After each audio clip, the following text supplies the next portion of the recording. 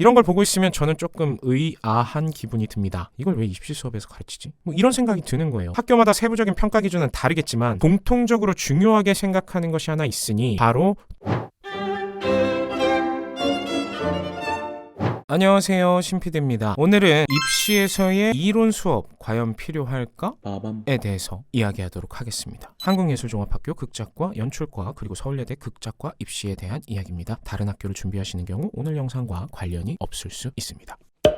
요즘 여러분들 학원이나 과외 많이 알아보실 거예요. 아직도 안 알아보고 있으면 얼른 준비하시는 걸 추천드리고요. 학원이나 과외를 알아보시다 보면 굉장히 멋지게 꾸며놓은 커리큘럼을 발견하실 수 있을 겁니다. 그런데 이런 커리큘럼을 보시면서 조심하셔야 할 것이 하나 있습니다. 이론 수업으로 가득 찬 커리큘럼을 이야기하는 거예요. 커리큘럼을 보다 보면 종종 이상하리만치 이론 수업에 집중한 것들이 있어요. 막 고대 그리스 비극부터 포스트 모더니즘까지의 막 연극사를 쭉 강의한다거나 리얼리즘, 부조리극, 소극, 파스가 소극이죠. 코메디아 델라르테 막 이런 연극의 장르들에 대해서 강의한다고 선전포고를 하고 있는 커리큘럼들 말이에요. 이런 걸 보고 있으면 저는 조금 의아한 기분이 듭니다. 이걸 왜 입시 수업에서 가르치지? 뭐 이런 생각이 드는 거예요. 왜냐하면 한예종 연극원 연출과 극작과 서울예대 극작과 모집 요강에 보면 이런 연극사나 연극의 장르에 대해서 묻는 시험이 하나도 없습니다.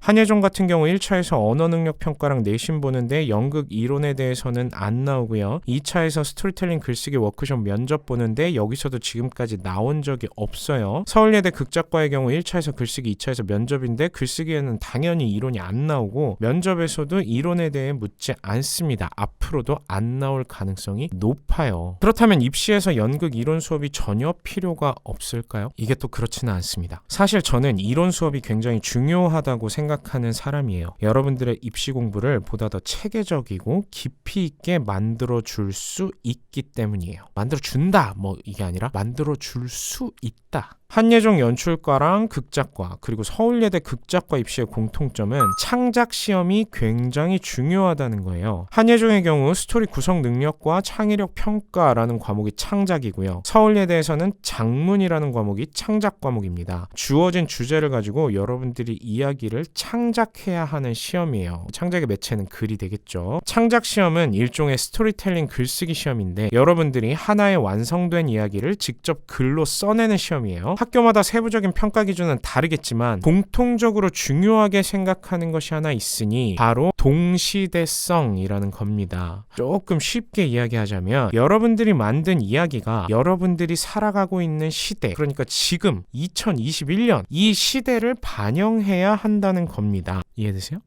이게 참 할 얘기가 많은데 입시 글쓰기에서의 동시대성에 대해서는 얘기하다 보면 너무 길어질 것 같으니까 별도 영상이나 글을 통해서 자세히 다루도록 할게요. 시간이 나면. 자, 그럼 동시대성이랑 연극 이론이랑 무슨 상관이냐? 엄청난 상관이 있습니다. 연극은 고대 그리스부터 시작해서 동시대, 지금까지 이어져 왔고 그래서 연극사를 공부할 때는 각 시대의 대표작과 대표 작가에 대해서 공부를 하게 됩니다. 소위 우리가 고전이라고 부르는 작품들이 각 시대의 대표 작품들이죠. 이런 작품들은 그 시대를 대표해야 하기 때문에 아주 적극적으로 동시대성을 띠고 있어요. 예를 들어 고대 그리스에서는 비극이 곧 연극이었고 곧 문학이었어요. 막 오디션 프로그램처럼 비극 경연대회도 있었어요. 유명한 철학자 아리스토텔레스는 비극 쓰는 법에 엄청 진심이었는데 그래서 시학이라는 책도 썼어요. 그렇다면 고대 그리스 사람들은 왜 그렇게 연극, 비극에 열광했을까요? 희극도 있기는 한데 거의 듣보 취급이었거든요. 도대체 왜 그랬을까요? 궁금하면 수업 받으러 오세요. 그때 왜 그랬을까? 왜 그런 연극들이 사랑받았을까? 이런 질문들이 동시대성과 직결됩니다. 그러니까 여러분은 연극 이론, 특히 연극사를 공부함으로써 과거에 여러분 선배들이 어떤 방식으로 동시대성을 획득하였는지를 공부할 수 있는 거예요. 일종의 동시대성 획득하기 레퍼런스가 연극 이론, 연극사에 숨어있는 셈이죠. 이런 공부를 할 수 있다면 여러분들이 더 좋은 글, 특히 동시대성을 띠는 글을 쓰는데 충분히 도움이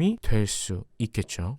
정리하겠습니다. 자, 오늘 영상의 주제에 대해 대답해 봅시다. 입시에서의 이론 수업 과연 필요할까? 네, 중요합니다. 좋은 선생님과 좋은 방식으로 배운다면 정말 큰 도움이 될 거예요. 하지만 이론 수업으로 가득한 커리큘럼은 솔직히 잘 모르겠습니다. 동의하지 않는 편이에요. 물론 제가 그런 학원이나 선생님께 직접 수업을 받지 않아서 더욱 조심스럽습니다만, 그런 식으로 뭔가 연극사를 순서대로 연극 이론을 잘게 쪼개서 이론 수업으로 가득 찬 커리큘럼을 만들어 놓고 진도 나가듯이 이론을 배우는 것은 효과적이지 않다고 생각해요. 네, 효과적이지 않다고 생각합니다. 이론 수업은요, 여러분들의 취향, 그러니까 학생의 관심으로부터 시작해야 돼요. 선생님 쪽에서 먼저 시작하는 것이 아니라 학생 쪽에서 시작되어야 한다는 것이죠. 이 이야기는 다음 영상에서 자세히 다루도록 하겠습니다. 오늘은 여기까지 하죠. 행운을 빕니다.